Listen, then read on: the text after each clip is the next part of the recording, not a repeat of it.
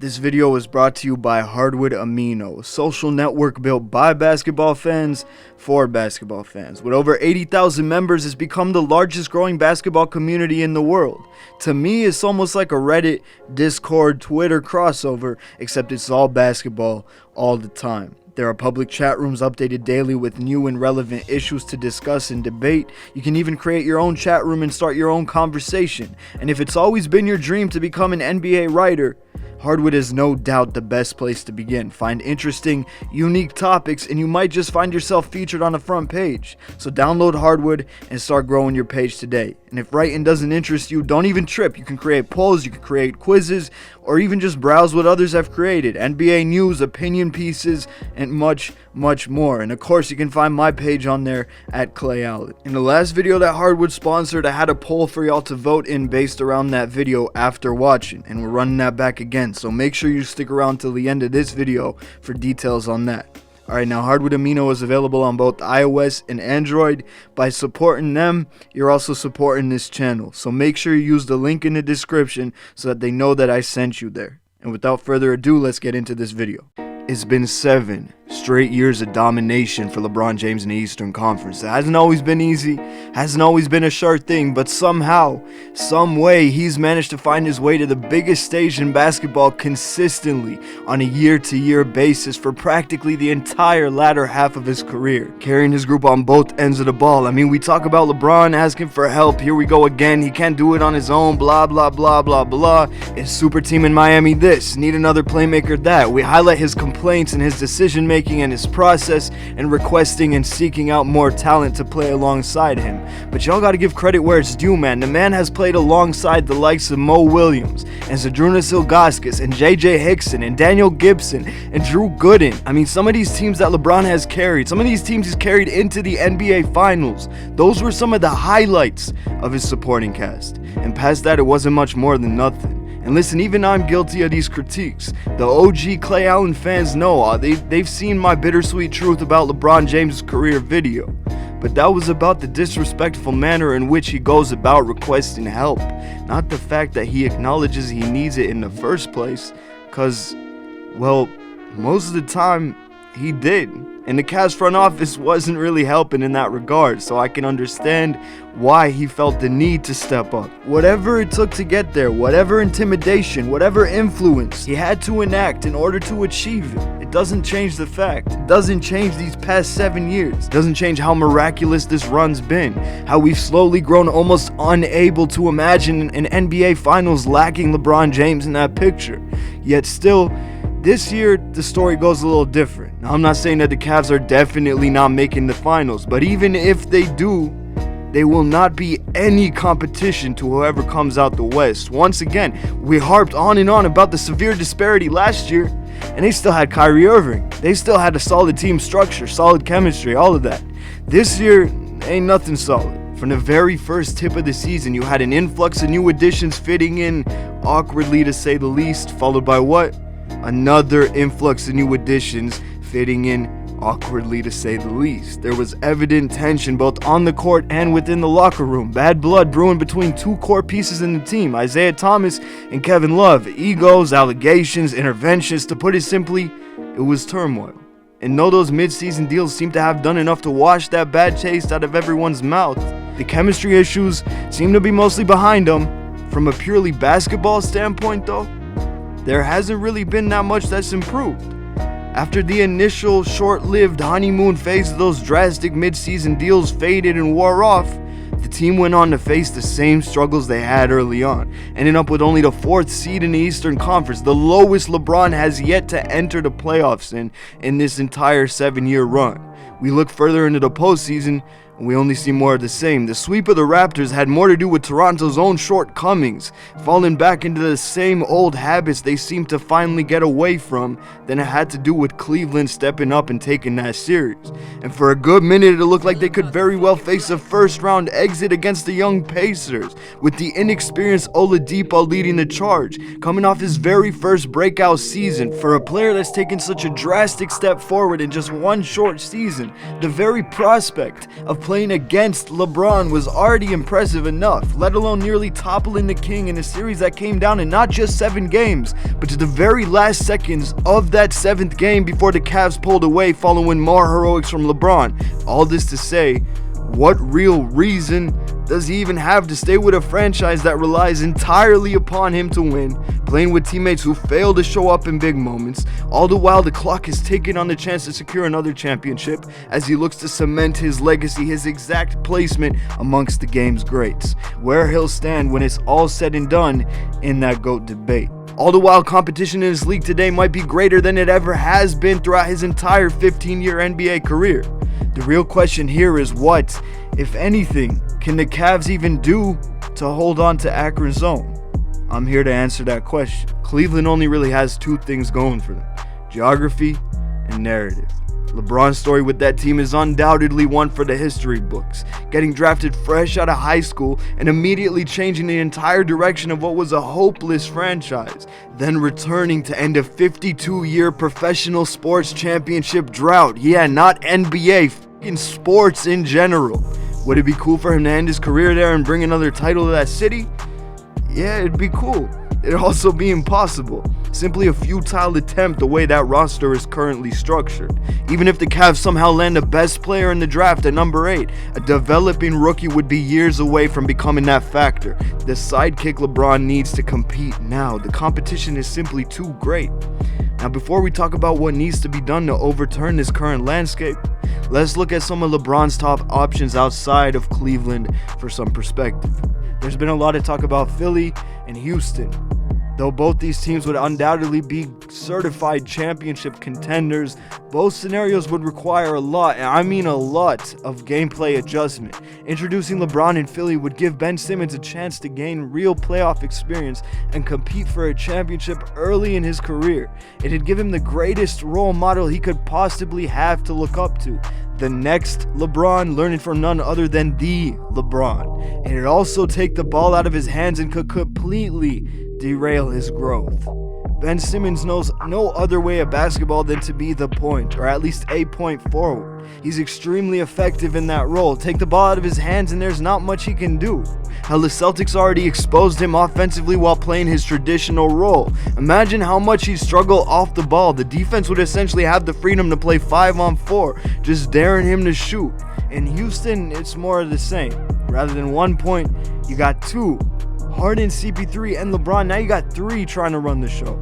You're forcing the ball out of someone's hands, and if LeBron's willing to play off of it primarily, I think it could maybe just work out, as well as allow him easier opportunities and the ability to conserve energy for the defensive end. But nonetheless, it's a huge adjustment, a huge risk. It will not be a smooth transition, and it's no telling if LeBron would be willing to change his game so drastically this late in his career, as well as accept a role that puts him outside of a position of power offensively. We all know he's a control freak, and there could be trouble arising when he feels a sense of powerlessness. Those 3 together is just so much ego. You can already imagine the blame LeBron placed on the rest during times of struggle, considering he didn't have the control he's used to, and therefore he can't blame himself, so he's got to blame someone. LeBron is clearly someone who buys into the philosophy of, you want something done right, you got to do it yourself. Not just on the basketball court, but just in life. And if those 3 are butting heads, the tension could very realistically be great enough to destroy what would have been a historically great team. So how did the Cavs convince him to stay? They play on that sense of comfort. Believe it or not, there's a method to that madness in Cleveland. There's beauty behind that turmoil. For LeBron James, an extremely weak, subservient coaching staff and an extremely weak front office allows him to keep that control. It allows him to make coaching decisions, him to make managerial decisions. And you know that he loves that, allowing the entire system to be run by and through him and himself only as the final voice of influence. So the Cleveland Cavaliers can act as that voice in his head, play on those inner demons, coerce him into giving in to those natural psychological desires of his to get him to stay in his comfort zone rather than go and explore new and greater possibilities. Because for LeBron, Again, it may be too late to change, to go to LA or Philly and have to become some sort of nurturing mentor to these young players, a guiding force rather than a forceful leader. Or go to Houston, have to adopt into Mike D'Antoni's system and share the wealth of that power with two other enormous egos. And what better superstar is there in this league to act as this behind-the-scenes sidekick role? You already know who I'm going to say. Kawhi Leonard. Now, obviously, this is a hypothetical and is based on a number of what-ifs, a whole slew of dependent factors. But say Kawhi does request a trade.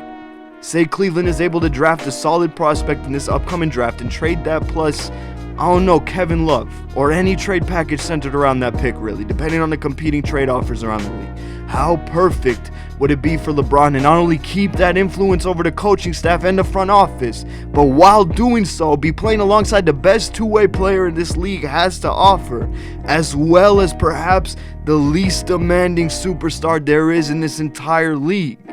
A player that's more than capable of playing off the ball and allowing LeBron to stay in control. A player that can defend at an elite level and allow LeBron some rest on that end to prevent rapid aging to his game.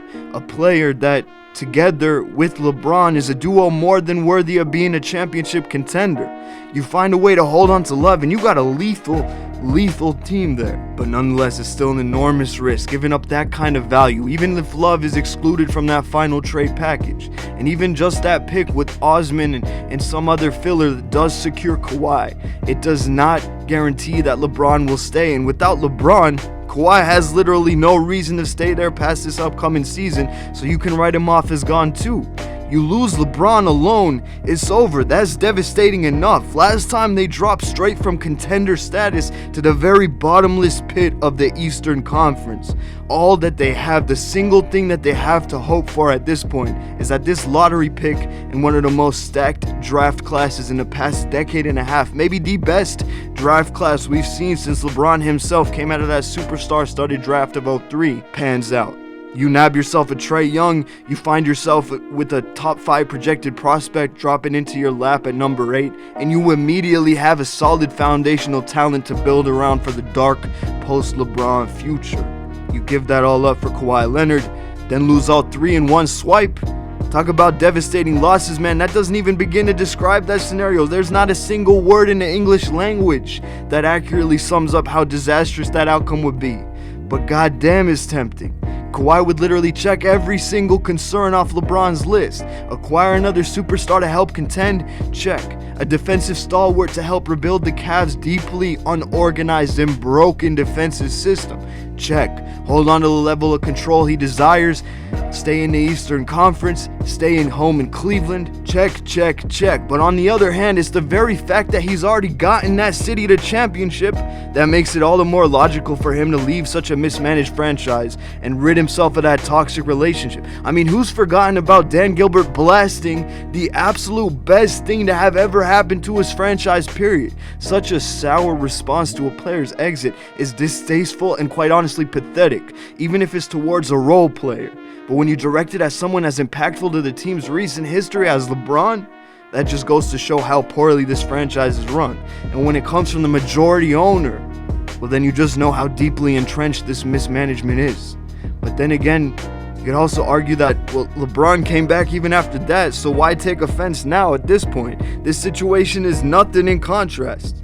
But as he himself has said, he swallowed his pride and returned with a much bigger purpose in mind. And assuming that purpose was to win a championship, then it's signed, sealed, and delivered. And there's no real reason for him to stick around any longer and mar what's left of his career. Now, a lot of reports have linked Kawhi's offseason decision to LeBron James' offseason decision. Many have even gone as far as to claim that they directly affect each other. So there are definitely more than a few parallels in play with their respective situations. On Kawhi's front, well, it's no secret that he's had his own fair share of troubles, miscommunication, and incompatibility with the San Antonio Spurs this year. And their relationship has looked at times as though irreparable. But compared to the LeBron-Cavs dynamic, it feels like nothing. And it's inarguable that the Spurs are overall the much better run franchise.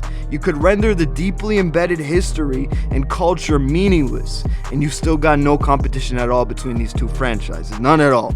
So it's not too big of a leap to assume that it's more plausible for Kawhi to hash out his problems with the Spurs and stay there, with LeBron being the one to make that move and join him. Then again, you want to talk about a lack of room to operate with the same amount of power in D'Antoni's system? But LeBron in San Antonio, forget about it. The culture is strong, the coaching resilient and controlling. Not the ideal place unless LeBron is finally willing to take that step back and put his faith completely in a proper organization and team system. Not to mention the depths and inner workings of this Kawhi-San Antonio conflict remain largely unknown to the public. Maybe that relationship is irreparable. Maybe he will force a trade this summer. Maybe he's not actually the undemanding player he seems to be. Though their fit together on the court is known, who knows how well Kawhi would actually take being that second star, with LeBron receiving all the glory, all the attention, all the power in that dynamic. In the past, hell, ask me that question a few months back, and I brush it off like, are you serious right now?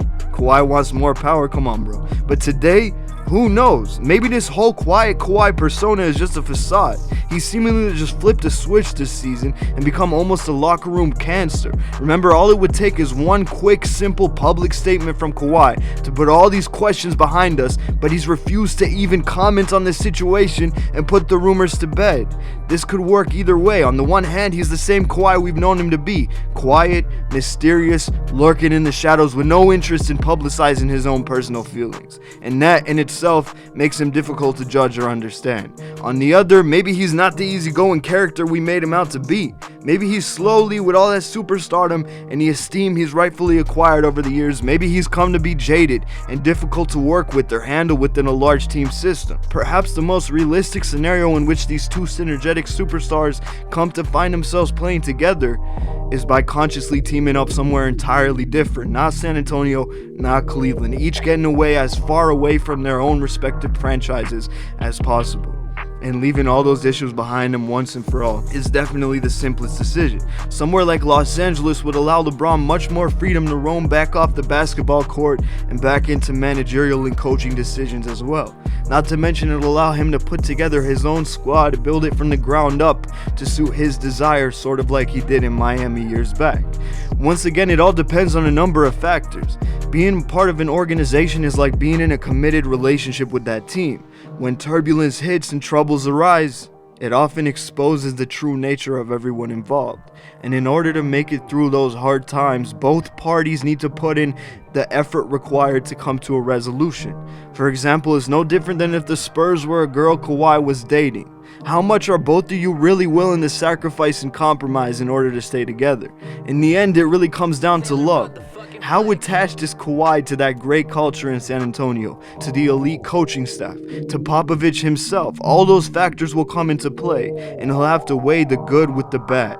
For Kawhi, I think the good is strong enough to allow him to hear out the franchise at least. Consider this contract extension being offered, rather than just shutting him out completely from the jump. In LeBron's case, we all know he loves that city to death. But is that love enough for him to accept all the flaws? It's more hate than love between him and Gilbert, and the team structure itself is lacking in a number of areas. Maybe Kawhi Leonard is exactly what he needs to tip the scales in Cleveland's favor. Maybe it's not enough. Maybe what's done is done and nothing will ever be enough for him to overlook that past. I don't have the answers. I'm just thinking out loud. Alright then, I hope y'all enjoyed the video. As always, be sure to leave any thoughts, feelings, perspectives in the comment section down below. You can find me on my social media, Instagram and Twitter at ClayAllenTV. Alright, so like I said, there will be another poll on my Hardwood Amino page for y'all to vote in. I'm asking where would be the best place for Kawhi and LeBron to team up based on all the suggestions I threw around and all the reason I threw out there in this video. First, leave your answer in the comment section below. What's the best place for them to team up in? And then hop over to Hardwood and vote in that poll. And be sure to subscribe and turn on post notifications for more basketball content where journalism meets storytelling. And it's been another broadcast from your boy Clay Allen, the basketball poet, and I'm signing off. Peace.